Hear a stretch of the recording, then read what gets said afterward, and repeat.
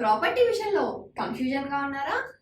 Gated కమ్యూనిటీలో flat తీసుకోవాలా లేదా విల్లా తీసుకోవాలా? మన పిల్లల భవిష్యత్ కోసం ఓపెన్ ఫ్లాట్ తీసుకోవాలా? మన హైదరాబాద్ లో ఏ లొకేషన్ లో కొంటే మంచి అప్రిసియేషన్ వస్తుంది? మరి నమ్మకమైన ప్రాపర్టీ కొనాలంటే నమ్మకమైన గైడ్ కావాలి కదా. ప్రాపర్టీ అడ్వైజర్ కోసం సంప్రదించండి వరాహస్వామి ప్రాపర్టీ గూగులర్. కాంటాక్ట్ 7207218485. ఓం మహాగణాధిపతయే నమః. ఓం గురుభ్యో నమః. ఓం శ్రీమాత్రే నమః.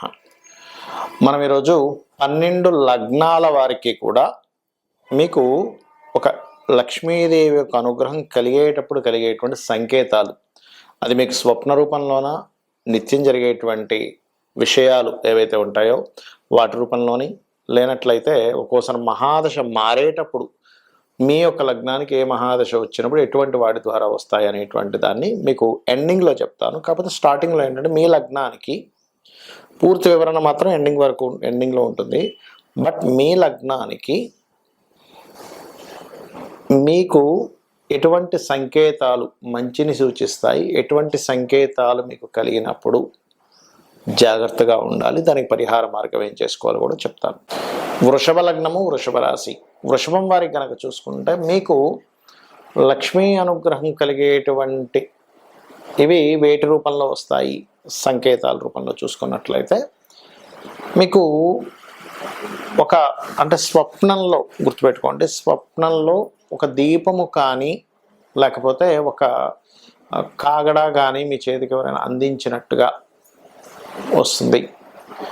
అదేవిధంగా తరచూ మీకు సంబంధం లేకుండా మీ ఫ్రెండ్స్లో ఎవరైనా సరే నువ్వు రూపాయి డబ్బులు పెట్టక్కర్లేదు, నేను మీకు చూసుకుంటే చాలు, నీకు ఇంత పార్ట్నర్షిప్ ఇస్తా అంటూ ఉంటారు. అది కూడా పర్టికులర్గా వృషభ లగ్నం వారికి బుధుడు యొక్క రిజల్ట్స్ వచ్చేటప్పుడు మాత్రం మీకు అనుగ్రహం కలుగుతూ ఉంటుంది. అదేవిధంగా కొన్ని గవర్నమెంట్ రిలేటెడ్ కంఫర్ట్స్, రవి కనుక మీకు బాగున్నాడు అనుకోండి, గవర్నమెంట్ వ్యక్తుల ద్వారా, లేనట్లయితే నిత్యము సూర్య ఆలయాలకు వెళ్ళడం ద్వారా కూడా రవి మహర్దశలో లక్ష్మీ అనుగ్రహం కలుగుతుంది. అలాగే మీకు ఉన్న ప్రాంతం నుంచి కాకుండా వేరే ప్రాంతం నుంచి ఆఫర్ లెటర్ రావడం, ముఖ్యంగా శని మహర్దశల్లో కానీ రాహు దశల్లో కానీ, రాహు శని బాగుంటే ఆ రూపంలో లక్ష్మీ అనుగ్రహం అనేటువంటిది కలుగుతుంది.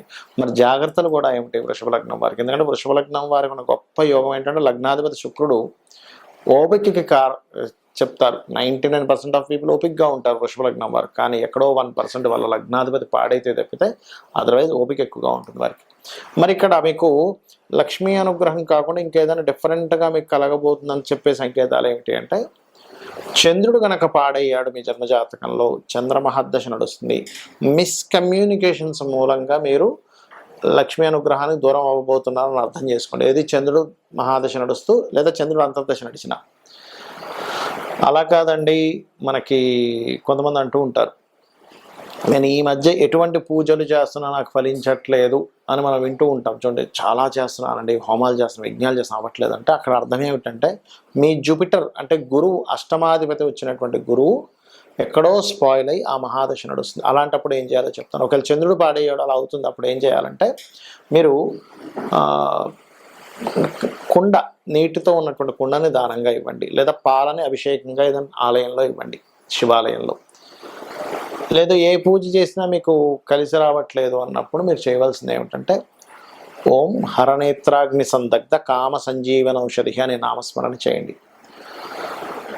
ఎక్కువగా మీకు పార్ట్నర్స్తో ఎప్పుడంటే కుజమహర్దశ నడుస్తుంది మీకు, ఉదాహరణ కుజుడు పాడయ్యాడు, మీ లైఫ్లో పార్ట్నర్స్తోనే ఇబ్బంది వస్తున్న, దాని ద్వారా మీకు ఇబ్బందులు కలుగుతున్నాయి, పార్ట్నర్స్ ద్వారానే మీకు బ్యాడ్ సంకేతాలు కూడా జరుగుతున్నాయి, లేదా ఒక వివాహం చేసుకున్నారు, అప్పుడు ఏం చేయాలంటే సుబ్రహ్మణ్యేశ్వర స్వామిని ఆరాధిస్తూ కందులు దానంగా ఇచ్చినట్లయితే ఈ యొక్క బ్యాడ్ రిలేటెడ్ సంబంధించిన దాని నుంచి బయటపడగలుగుతారు. అయితే ఇక్కడ ఒకటే గుర్తుపెట్టుకోండి, మీకు శుభగ్రహాలు పాపగ్రహాలను ప్రతి లగ్నానికి ఉంటాయి. అయితే ఒక్కొక్కసారి మీ లగ్నానికి శుభులైన వాళ్ళు కూడా పాప ఫలితాలు ఎప్పుడు ఇస్తారు అంటే పాపగ్రహాలతో కూడినప్పుడు, మీ లగ్నానికి పాపలైన కూడా శుభ ఫలితాలు ఎప్పుడు ఇస్తారంటే శుభగ్రహాలతో కూడినప్పుడు. ఈ యొక్క విషయం తెలియక చాలామంది అయ్యో ఈ జాతకంలో ఏంటి నాకు శుభ ఫలితాలు రావట్లేదు అనుకుంటారు. అలాంటప్పుడు చాలా సింపుల్గా ఏ గ్రహాలతో అయితే అవి కలిసినా వాటికి సంబంధించి చేయండి. అలా కాదండి నాకు ఇవి ఏవీ తెలియవు కానీ నేను బయటపడాలనుకుంటే నవగ్రహాల దగ్గర దీపారాధన చేసి మీరు రోజు వీలైనన్ని రోజులు శివాలయానికి వెళ్ళి అక్కడ విష్ణు సహస్రనామం చేయండి. మీకు ఖచ్చితంగా మీరు ఉన్నటువంటి సిచ్యువేషన్స్ నుంచి బయటపడే లక్ష్మీ అనుగ్రహం 100% కలుగుతుంది. Hi, my name is Gautam and I actually stay in Markajgiri itself. Right? I had this back pain. It's been 1.5 years. I have tried many treatments like chiropathy, oil massage, physiotherapy especially, but it didn't work out as much like what I expected. I strongly suggest homeopathy because నేను personally allopathy చాలా suffer అయినా. And I definitely do not recommend allopathy. You people can carry on with the homeopathy. Area Malkajgiri and doctor name is like Nageswar Rao and the clinic name is Neocare Homeopathy. ముఖ్యంగా మీరు జన్మించిన లగ్నం అంటే మీరు ఏ లగ్నం గడిచేటప్పుడు మీ జన్మం జరిగిందో, మీ నక్షత్రం ఏంటో ఇవేమీ తెలియకపోయినా సరే మీకు సంకేతాలు ఎలా తెలుస్తాయి? ఇట్స్ గుడ్ ఆర్ బ్యాడ్ గుర్తుపెట్టుకోండి. ఒకటి స్వప్న రూపంలో మనం ఇబ్బందుల్లో ఉన్నట్టుగా ఉంటే సంథింగ్ ఈజ్ గోయింగ్ రాంగ్. దీనికి ఏమీ టెన్షన్ పడాల్సిన అవసరం లేదు. గజేంద్ర మోక్ష ఘట్టం కనుక మీకు రాత్రి ఏదో దుస్వప్నం వచ్చింది, ఉదయం నిద్రలేచిన వెంటనే కనుక గజేంద్ర మోక్షాన్ని తలుచుకున్నా, గజేంద్ర మోక్ష ఘట్టాన్ని విన్న వెంటనే ఆ యొక్క దుస్వప్నానికి సంబంధించినటువంటిది ఏదైతే నెగటివ్ ఉందో 100% తొలగిపోతుంది. అందులో ఎటువంటి సందేహం లేదు. ఇది పాయింట్ నెంబర్ 1. ఇక రెండవది ఏమిటి అంటే మీకు ఒక్కొక్కసారి మహాదశలు మారుతుంటాయి. ఇప్పటి వరకు రాహుదశ నడిచిందండి, గురువు వచ్చిందండి అంటారు. గురు మహర్దశ మీకు యోగించింది అనుకోండి, అద్భుతంగా ఉంటుంది. గురు మహర్దశ యోగించలేదు అనుకోండి, దాని ద్వారా ఇబ్బంది వస్తూ ఉంటుంది. అయితే ఇక్కడ మీకు పర్టికులర్గా ఏదైనా మహాదశ మారబోతున్నప్పుడు సిచ్యువేషన్స్ అన్నీ మారుతూ ఉంటాయి. అప్పుడు చాలా క్లియర్గా మీరు అర్థం చేసుకోవాల్సింది ఏంటంటే ఈ మహాదశ ఇక్కడ ఏదో ఇవ్వబోతుంది. అది స్వప్న రూపంలో చూపిస్తూ ఉంటుంది. దాని సిమ్టము మనం ఎక్కడికైనా వెళ్తూ ఉంటే పనులు ఆగుతూ ఉంటాయి. లేదా మీకు లక్ష్మీదేవి అనుగ్రహం ఉందనుకోండి, వెళ్ళిన ప్రతి పని అయిపోతూ ఉంటుంది. స్వప్నంలో కూడా అద్భుతమైన స్వప్నాలు వస్తూ ఉంటాయి. మీకు ఎప్పుడూ కలగనంత, ఇప్పుడు మీరు ఏదైనా ఒక అమ్మవారి ఆలయానికి వెళ్ళారనుకోండి, ఆ ఆలయానికి వెళ్తే మీకు కొంచెం స్పెషల్ ట్రీట్మెంట్ అక్కడ ఉన్న వాళ్ళు ఎవరో పరిచయం ఏర్పడి రాండి సార్ మీరు మిమ్మల్ని తీసుకెళ్ళి లోపల నేను మీకు చేయిస్తానని, ఇట్లాంటివన్నీ జరుగుతున్నాయంటే అమ్మవారి అనుగ్రహం ఉందని మీరు అర్థం చేసుకోవాలి. అలాగే ఒక్కొక్కసారి ఏం జరుగుతుందంటే మన మహాదశతో సంబంధం లేకుండా మనం ఉన్నటువంటి గృహంలో ఏదైనా వాస్తుదోషం ఏర్పడుతుంది. అంటే అలాగా నైరుతి, చాలామందికి ఇవాళ రేపు నైరుతి బాల్కనీస్ ఉంటున్నాయి, పెద్ద పెద్ద బాల్కనీస్ ఉంటున్నాయి. నైరుతిలో ఎప్పుడు కూడా స్పేస్ ఎలిమెంట్ అనేది ఎక్కువగా ఉండకూడదు. ఎక్కువ స్పేస్ ఎలిమెంట్ అక్కడ ఉంటే ఏమవుతుందంటే మనల్ని రక్షించేటువంటి వ్యవస్థ 2 రకాలుగా ఉంటుంది. ఒకటి దేవత, రెండవది పితృదేవత. ఎక్కువ స్పేస్ ఎలిమెంట్ కనుక అక్కడ ఉంటే అంటే పెద్ద పెద్ద కిటికీలు పెద్ద పెద్ద ఓపెన్ చేసేసి పెడితే కనుక ఏమవుతుందంటే పితృదేవత వ్యవస్థ ఏదైతే ఉందో అక్కడ వాళ్ళు మనల్ని సేవ్ చేసేటువంటి కనెక్టివిటీ కమ్యూనికేషన్ తగ్గుతుంది. అందుకే పూర్వకాలంలో నైరుతిలో చీకటి గదులు కట్టేవారు. ఎందుకు అంటే చీకటి గది ఉంటే అక్కడ పితృదేవత ఎనర్జీ బాగా పెరుగుతుంది, మనకు వాళ్ళ బ్లెస్సింగ్స్ లభిస్తాయి, దాని ద్వారా ఇబ్బంది ఉండదు అని. సరే ఇప్పుడు అపార్ట్మెంట్ కల్చర్ కదండి, ఇప్పుడు ఎక్కడ చీకటి గదులు కట్టుకోగలము అంటే నైరుతి బెడ్రూమ్ని వీలైనంత మటుకు చీకటిగా ఉంచండి. ఈశాన్యము, తూర్పు, ఉత్తరం అంతా కూడా మంచి వెలుతురుగా ఉండాలి. ఎప్పుడు కూడా గుర్తుపెట్టుకోండి. దానికి మీరు గమనించవచ్చు, అలా చేస్తున్నప్పుడు ఉండేటువంటి ఫలితానికి అలా చేయనప్పుడు ఉండేటువంటి ఫలితం మీరే కళ్ళారా చూస్తారు. అలాగే మరొక విషయం ఏంటంటే ఇక్కడ మనకి లక్ష్మీ అనుగ్రహం దేవతా ఆరాధనతో పాటు పితృదేవత ఆరాధన వల్ల కూడా కలుగుతుంది. అది ఎలాగా అంటే రోగం రాకపోవడం కూడా లక్ష్మీ అనుగ్రహమే.